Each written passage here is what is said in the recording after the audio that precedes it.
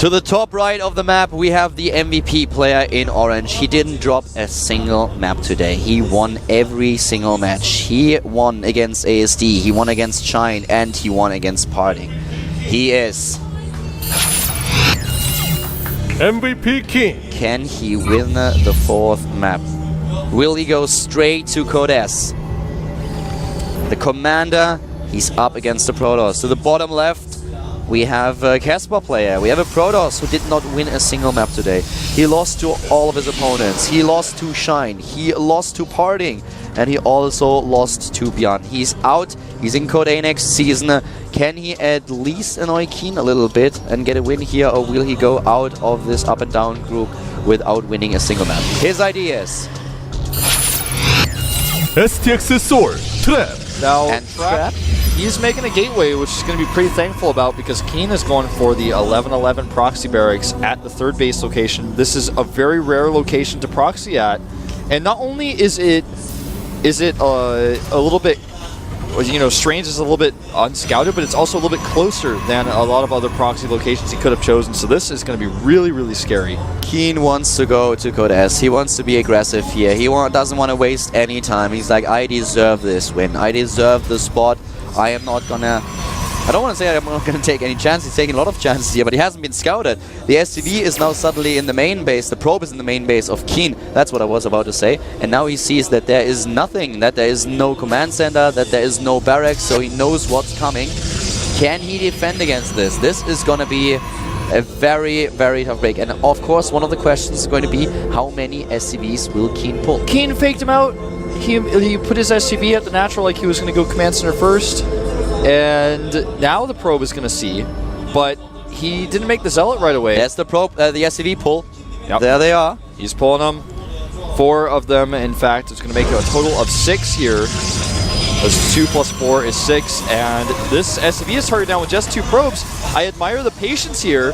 The Zealot is now out, and it looks like this is basically just over with. He's chrono boosting the Stalker. He could just make a pylon wall at the top of the ramp if he wanted to, but he needs to send those probes back.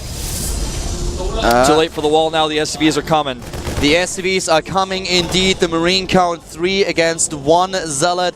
20 probes though against 12 SCVs. He tries to get the bunker. Will he be able to pull this off? The first Stalker is already there. This is pretty stressful. Keen is not looking like he is going to take this. Yeah, it doesn't look like he's going to be able to actually pull this off. Every second he waits is another second for that Stalker to get closer. The Zealot is still alive. And he's losing too much. He's just basically trying to buy time for that bunker to get up. But he's losing so much already. Here come the Marines. 5 Marines, 2 Stalkers. This has to be it. The bunker will finish, but the Marines won't be able to get inside. Even the bunker is not going to finish. Yeah, he doesn't finish it. And Keen is going to probably have to GG here. He brought 2 more SCVs, but they're going to wave their minerals around scarily, but that's all that they're going to be able to do. The Stalkers alone could kill all of these Marines if microed well. I'm actually a little bit surprised he didn't chase a little bit more there. He's getting a 3rd Stalker now. He's doing everything right. Everything at this point is working in favor of Trap.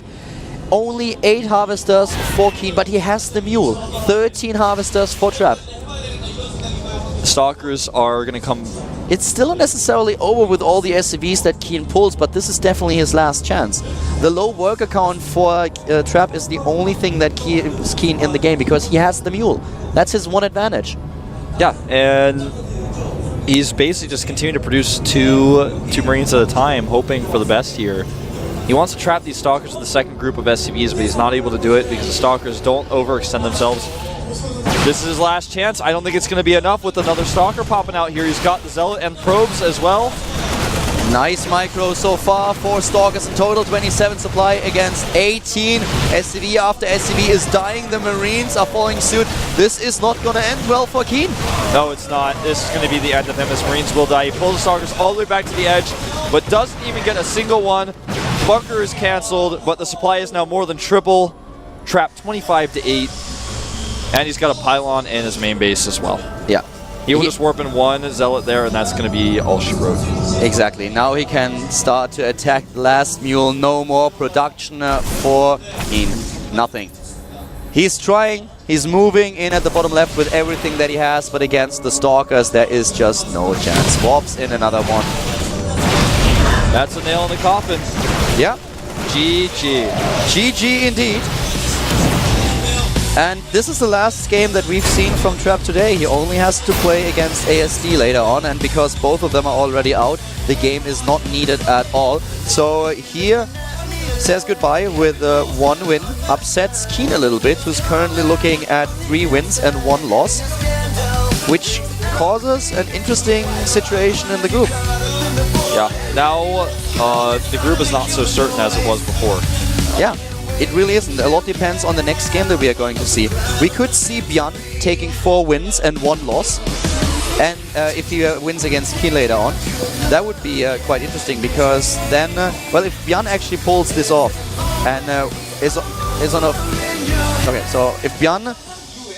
Let me have a look at this. If Björn is going to a 4-1, then this means that Keen is on 3-2. But because Keen won against Parting and won against Shine, he will advance. So if Björn wins against Shine, then this result doesn't matter. Then whatever happens, we have Keen and Björn in Code S. Yeah. So the next game is already going to determine a lot. Yeah. If Shine wins, on the other hand, Shine will be on 3-1, and then... Yeah, and then we could end up in a pretty crazy tie situation, because then it comes down to the question whether Keen wins against Björn and whether Parting wins against Shine. So that's a completely different story. But if now Björn takes the win, then the 2 Terran players advance. I'm done. Puts the pencil down, a pen in this case. The map is going to be actually Abyssal City. Interesting. Now, this map is a pretty good map for Shine, I feel. Björn has looked really good and really unique and interesting when he plays against Pros players. When he plays against Zergs, though, I feel like he's just... I mean, I don't want to say he's just another Terran, but he doesn't look...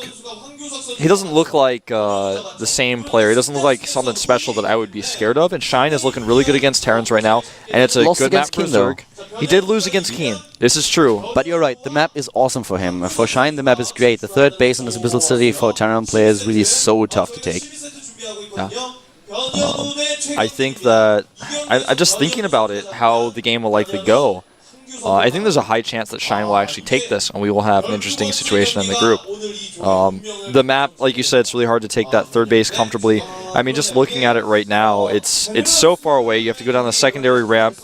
You are going to be plagued by run-bys. It faces the same problems that actually Metropolis did, where you have that 3rd base that's just so far away, so hard to defend. You know what I'm looking at right now? I'm actually wondering if there is a... if there's a chance for Parting to get out of this. That just crossed my mind, because I was a little bit focused on the situation that we have revolving around Keen and Björn. And of course, with the next game between Björn and Shine, this has a huge influence. But I actually think that Parting might out. I have to double check. But the situation is like this. If Shine wins now, and in the last game Björn wins against Keen, then they are, all the 3 of them are on 3-2 win. Have 3 wins, 2 losses. But Keen lost to Björn in that case, in that scenario, and Björn lost to Shine, whereas Shine lost to Keen. So then we would have this tiebreaker at the end. There's a lot going on here, guys. So currently focusing a little bit on Björn against Shine. Yeah, remember, if Björn wins this, it's all over. Yeah, and Parting lost to Björn. Parting also lost to Keen. Even if he wins against Shine, he will be on 3-2, but he will be... Yeah, Parting is... I think Parting's out. Yeah, I guess you're right. Yeah. Yeah,